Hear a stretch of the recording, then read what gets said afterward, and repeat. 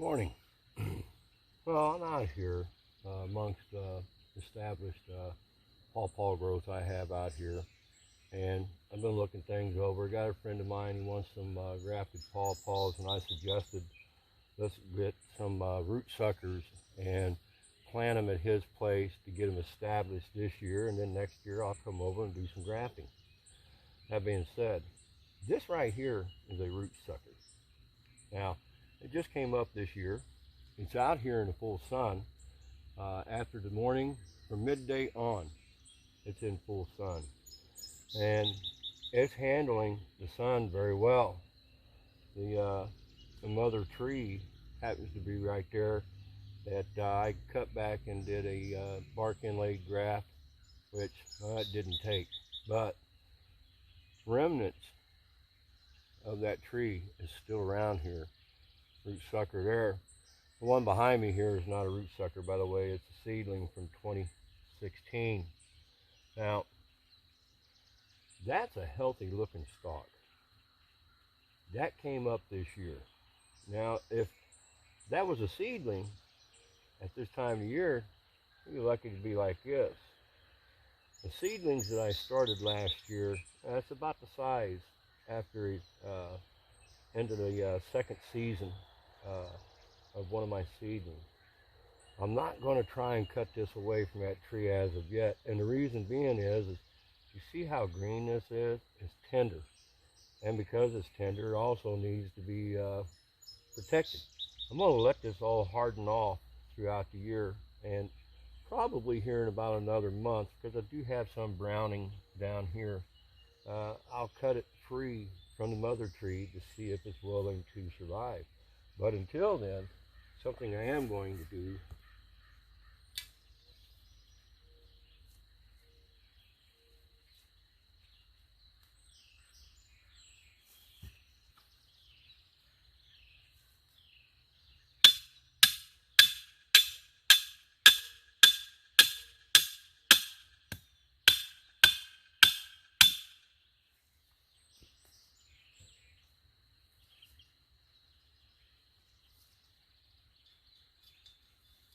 give it a little bit of protection.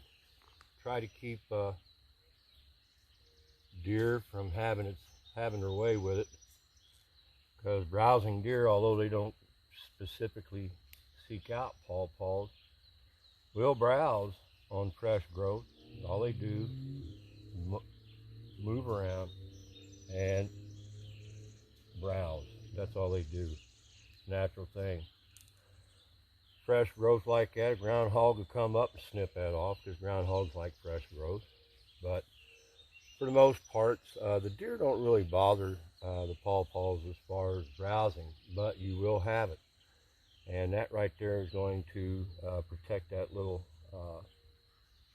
root sucker until I'm ready to decide what do I want to do with it. Maybe I'll leave it here and let it reestablish itself, take the place of the mother tree. I don't know, although it's kind of close to the seedling here beside me. There's only about a 3.5, maybe a 4-foot spacing between them. That's kind of close.